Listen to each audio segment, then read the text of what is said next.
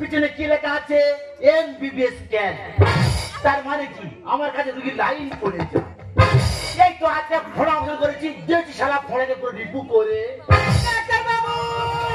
ডাক্তারবাবু কোথায় গেল বলো তো? ভাই তো ডাক্তারবাবু কথা শোনো, আরে আমার কথা তো আরে বাবা কথাগুলো শোনে না কেন বলো?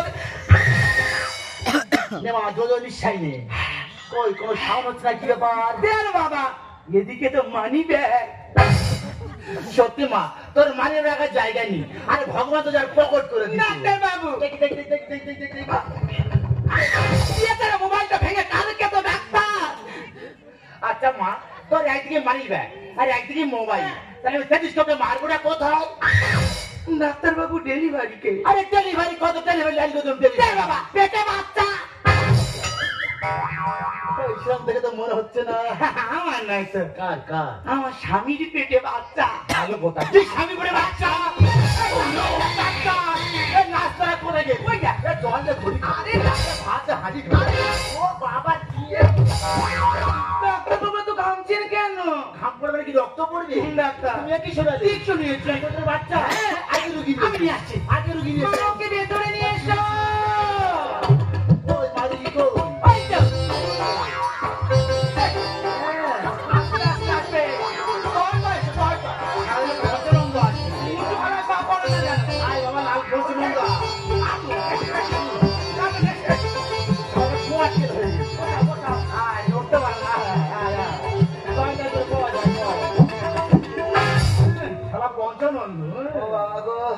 বাবা, ই কি কষ্ট গো বাবা, এত কষ্ট আগে জানলে বাচ্চা নিতাম না গো।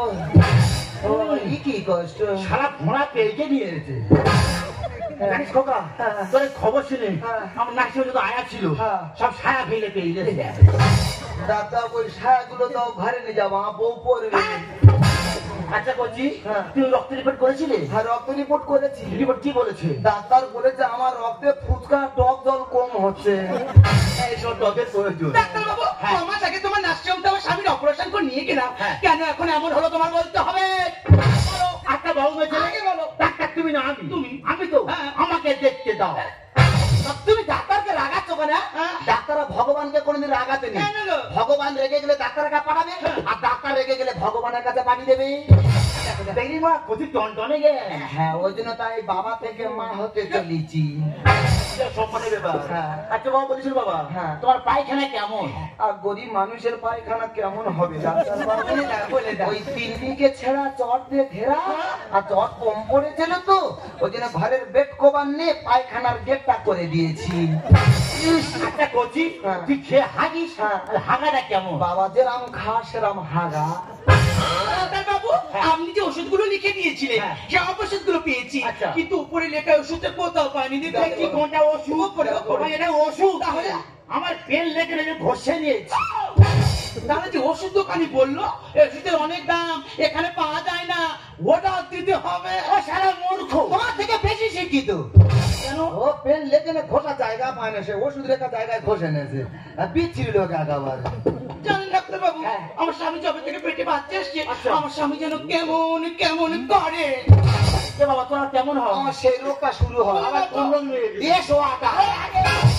দাদা কি করে? দাদা কি করে? ডাক্তার কি করে? এই রোগের নাম শুনিনি। রোগের নাম শুনিনি? ইয়েস ও আটার নাম শুনিনি? ইয়েস মানে কি? ইয়েস মানে হ্যাঁ, ও আটার মানে কি? পানি। তাহলে হ্যাঁ পানি। ইংরেজিতে বলেছি বুঝতে পারেনি? রুগী ভালো আছে, বাচ্চাও ভালো আছে। হ্যাঁ পেটা ছেলে পেটে বাচ্চা ভালো আছে। আমার বলেছো কি যাওয়া তো হয়ে গেছে, ওই ফেলে দিবি ধরে মেনে নে।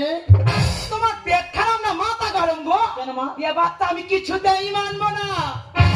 বাবা হবো আমি নয় তো হবো মা, কোন পথে বেরোবে গো এই কচি ঢেমে না। দেখাও পেটে কিন্তু বেরোবে কোন দিকে বলো তুমি? বাবা বলেছো গরম যখন আছে তোর বাচ্চা করতে হবে, সেই দায়িত্ব আমার আছে। বাবা হবো আমি নয় তো হবো মা, কোন পথে বেরোবে গো কচি ঢেমে না।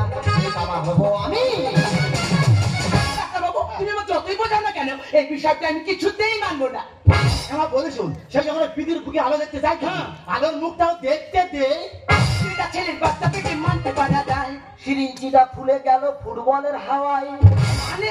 ওটা মেয়ে ছেলের পেটে বাচ্চাটা মানা যায়, এটা পুরুষ মানুষের পেটে বাচ্চা মানা যায়। আমরা কি করি, সিরিঞ্জিতে ফুটবল ফোলাই, এটা উল্টো কেস। ফুটবলের হাওয়ায় সিরিঞ্জি ফুলে ঢোল হয়ে গেছে। সবাই মিলে দিচ্ছ কেন নোংরা কলঙ্ক? মা, তোমার মেয়ে আমাদেরকে সন্দেহ করে। গ্রামে কারোর সাথে আমি কথা বলি না, তোমার মেয়ের কথা শুনে তুমি আমার মুখে কলঙ্কের কালি দিচ্ছ। মা, ছেলের বাচ্চা পেটে মানতে পারা যায়। সিরিঞ্জিটা ফুলে গেল ফুটবলের হাওয়ায়। সবাই মিলে দিচ্ছে কেন নোংরা কলঙ্ক? মতলে কে বাচ্চা পেটে আজ ঘটনা, মতলে কে বাচ্চা পেটে আজ ঘটনা। 1000 টাকা দিলে যাবে গো জানা। হবো আমি, তো হবো মা, কবে বেরোবে গো প্রতিদিন না, বাবা হবো আমি। তখন আমি তোমাকে বারবার করে বলেছিলাম, এখন আমি পড়াশোনা করছি, কদিন বাদে কলেজে যাবো। আমার কোনো কথা না শুনে এমন এক মহাবেদের হাতে তুলে দিলে, আমার সারা জীবনটা পুরো জ্বালিয়ে দিল। ওরে মা, তো করে ভালো টাকা থেকে বিয়ে দিচ্ছি, এর প্রতি তো আমার ওরকম হবে। আমাদের কি জেনে বসে আছি? বেটা ছেলের হয় কি করে মেয়ের মধ্যে খুন। বেড হয়েছে দেখে সবাই হেসে হচ্ছে খুন। সবাই হাসতে দিল। ডাক্তার বাবু, একটা মেয়ে ছেলের পেটে বাচ্চা আসলে যে দেখতে আসবে, হাতে করে কিছু না কিছু নিয়ে আসবে। আমার পেটে বাচ্চা শুনে 3-4টে গ্রামের লোক আমার দেখতে আসতেছে, হাতে করে কেউ তো কিছু নিয়ে আসেনি, মুখের দিকে যে তাকাচ্ছে, ফেল ফেল করে হেসে ঘরতে বেরিয়ে চলে যাচ্ছে। এমন ছেলে বাপের জন্য দেখিনি আমি। ডাঙা জায়গায় হচ্ছে ফসল পড়ে জল জমি। মাগো বৃষ্টি হয় না, বৃষ্টি হয় না, এমন হগ্গা বৃষ্টি দিল, লোক ডাঙা জায়গায় চাষ করে বেরিয়ে গেল, জল জমি সব পড়ে থাকলো। বেটা ছেলের হয় কি করে মেয়ের মধ্যে খুন। পেট হয়েছে দেখে সবাই হেসে হচ্ছে খুন। এমন ছেলে বাপের জন্য দেখিনি আমি।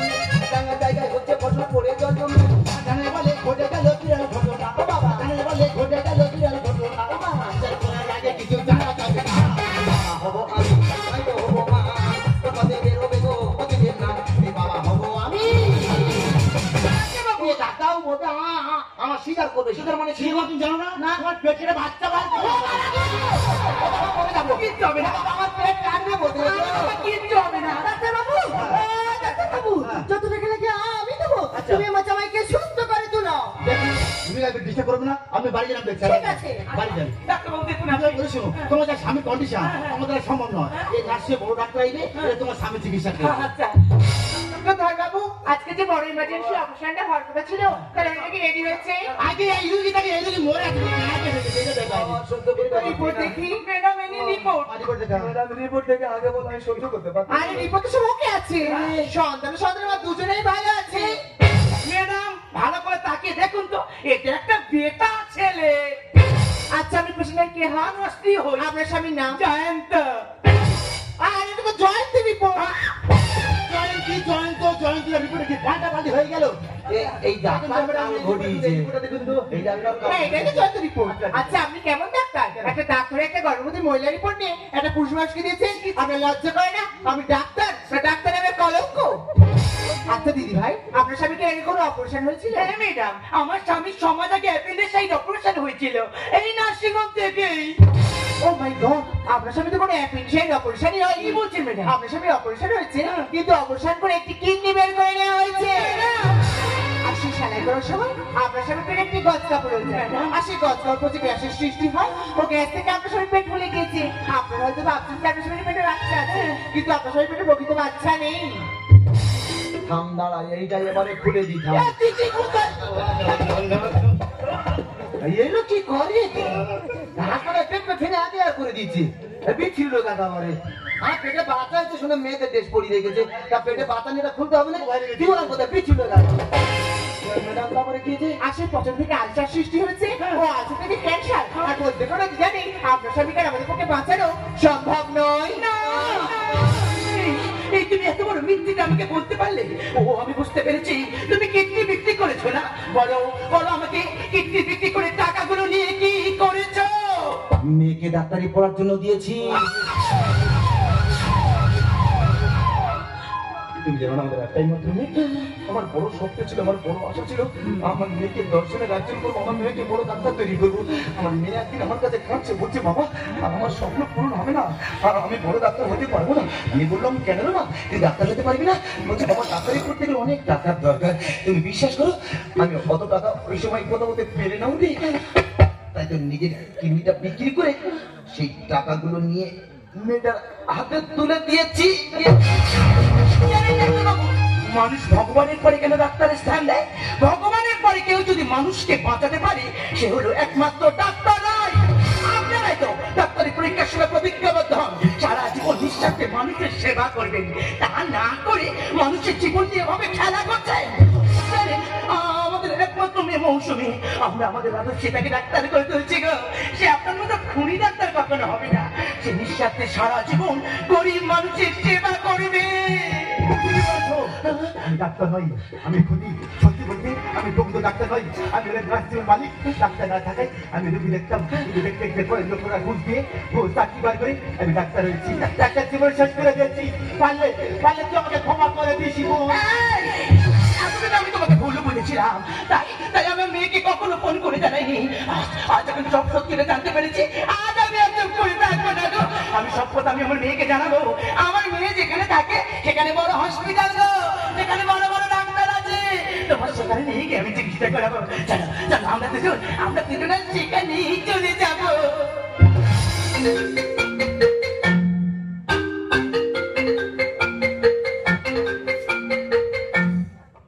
হ্যালো হ্যালো, হ্যাঁ কে বলছেন? এটা কি মৌসুমীর বাড়ি কেউ বলছেন? আমি ওর মা বলছি।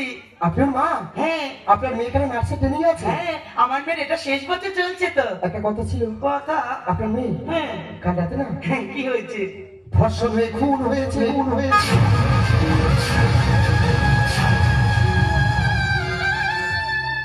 আজকে হঠাৎ তোমার হাত থেকে ফোনটা পড়ে গেল যে, তুমি চুপ করে আছো কেন?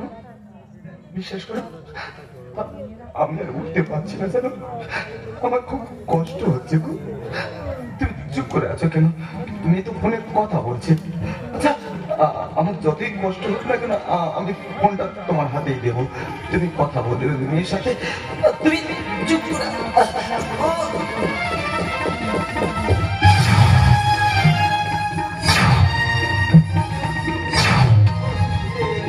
মেয়ের সাথে কথা বলো।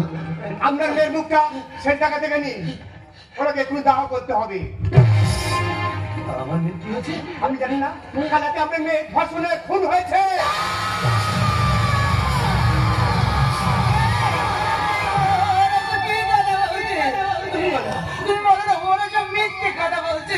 তুমি চুপ করে গেলে কেন? তুমি আর কথা বলছো না কেন গো? তুমি কথা বলো।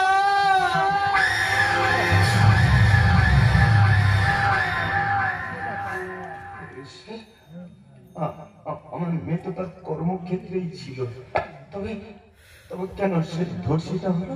আচ্ছা আচ্ছা আপনারা বলুন না, আমরা তো সবাই জানি নারী পুরুষের সমান অধিকার। একজন পুরুষ মানুষ যা পারে একজন মহিলাও তা পারে।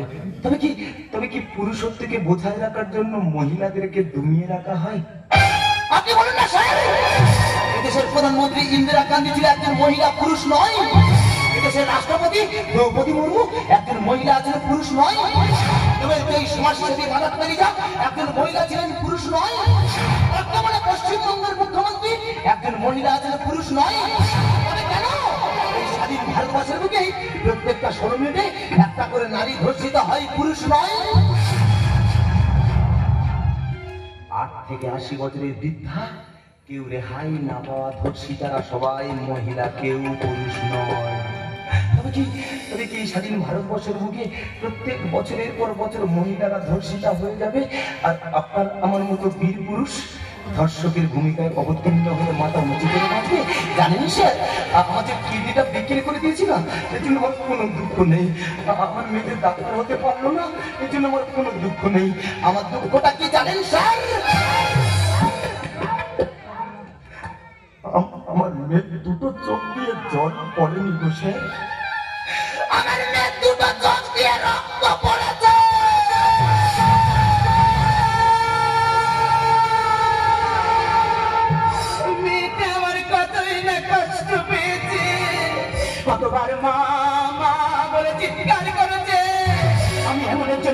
আমি আমার সন্তানের কোনো আওয়াজ শুনতে পাইনি গো। আমি আমার সন্তানের কোনো আওয়াজ শুনতে পাইনি।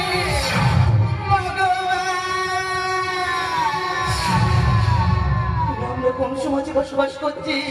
স্বাধীনতার ৭৮ বছর পরেও এখানকার মেয়েরা এখনো পরাধীন। আপনারা বলুন না গো, আপনারাই বলুন না গো, এইসব ঘটনার পর আপনার আমার বাড়ির ছোট্ট কন্যা সন্তানরা কোন বাসায় বাইরে বেরোবে? বর্তমান যুগে যদি কবি রবীন্দ্রনাথ ঠাকুর বেঁচে থাকতো, তার মুখে একটাই বাণী হতো,